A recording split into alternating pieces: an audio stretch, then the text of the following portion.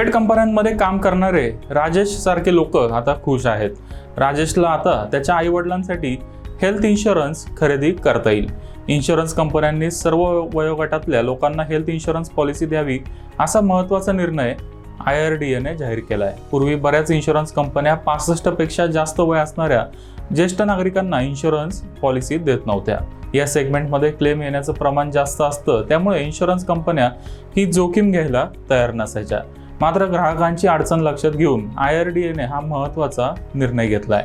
IRDAने जाहीर केलेल्या सर्क्युलरनुसार ज्येष्ठ नागरिकांना दिलासा मिळणार आहे. 65 वर्षापेक्षा जास्त वय असणाऱ्या ज्येष्ठ नागरिकांसाठी आता इन्शुरन्स कंपन्या नवीन प्लॅन लॉन्च करतील.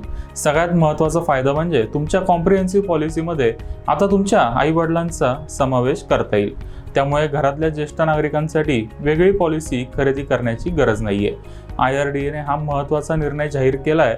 मात्र ज्येष्ठ नागरिकांना या निर्णयाचा खरंच फायदा होईल का ते जाणून घेणं महत्त्वाचं आहे.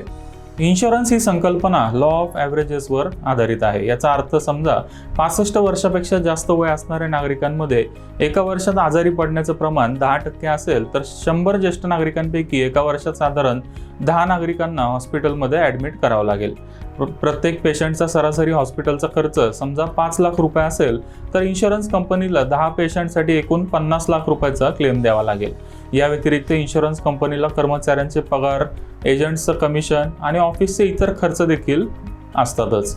समजा हे खर्च 10 लाख रुपये असतील तर इन्शुरन्स कंपनीला या 100 पॉलिसी होल्डरसाठी एकूण 60 लाख रुपयाचा खर्च करावा लागेल. हा खर्च अर्थातच सगळे पॉलिसी होल्डर मिळून प्रीमियमच्या रूपात देतील. 60 लाख भागिले 100 म्हणजे प्रत्येक पॉलिसी होल्डरला साधारण 60,000 रुपये वार्षिक प्रीमियम भरावा लागेल. आता IRDAने जो निर्णय घेतला आहे त्यातून ज्येष्ठ नागरिकांना पॉलिसी खरेदी करण्याचा पर्याय तर मिळणार आहे. मात्र त्यांना हे एवढे भरमसाठ प्रीमियम परवडतील का, हा सर्वात महत्त्वाचा आणि बेसिक प्रश्न आहे. याचं उत्तर सोपं आहे. बहुतांश ज्येष्ठ नागरिकांना हे प्रीमियम परवडणारे नाहीयेत. त्यामुळे IRDAने इन्शुरन्स कंपन्यांना जरी ज्येष्ठ नागरिकांना पॉलिसी देण्याची सक्ती केली तरी या पॉलिसीचे प्रीमियम खूप जास्त असतील.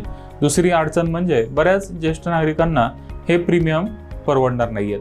त्यातच इन्शुरन्स कंपनीसाठी या सेगमेंटमध्ये सर्वाधिक जोखीम असते. त्यामुळे को पेमेंट आणि वेटिंग पिरियड सारखे किचकट नियम आणि अटी टाकून इन्शुरन्स कंपन्या त्यांचा क्लेमचा खर्च कमी करण्याचा प्रयत्न करतील.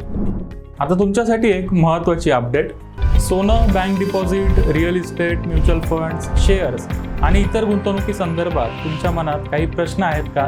काळजी करू नका. आता तुम्ही हे प्रश्न थेट अर्थविश्वातल्या तज्ज्ञांना विचारू शकता आणि तेही अगदी मोफत. Money9 ॲप डाउनलोड करा आणि लगेच तुमच्या मनातल्या प्रश्नांचे उत्तरं जाणून घ्या.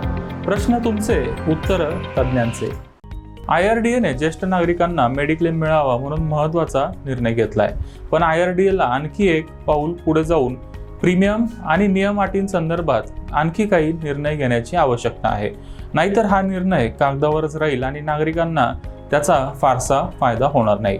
त्यामुळे IRDAने निर्णय चांगला घेतलाय. मात्र यामध्ये आणखी पुढे जाऊन निर्णयाची अंमलबजावणी होईल याकडे लक्ष देण्याची गरज आहे. त्याचबरोबर या निर्णयाचा फायदा करून घ्यायचा का नाही हे ज्येष्ठ नागरिकांच्याच हातात आहे. ज्येष्ठ नागरिकांसाठी ज्या पॉलिसी लॉन्च होतील त्याचे प्रीमियम खूप जास्त असतील. मात्र प्रीमियम जास्त आहेत म्हणून पॉलिसी घेण्याचा निर्णय पुढे ढकलू नका. 10 वर्षात एक जरी क्लेम आला तरी तुमच्या प्रीमियमचे सगळे पैसे वसूल होतील. आर्थिक फायदा किंवा नुकसान यापेक्षा मेडिक्लेम पॉलिसी तुम्हाला मनःशांती देईल. आता केंद्र आणि राज्य सरकार देखील ज्येष्ठ नागरिकांना इन्शुरन्स कव्हर देत आहेत.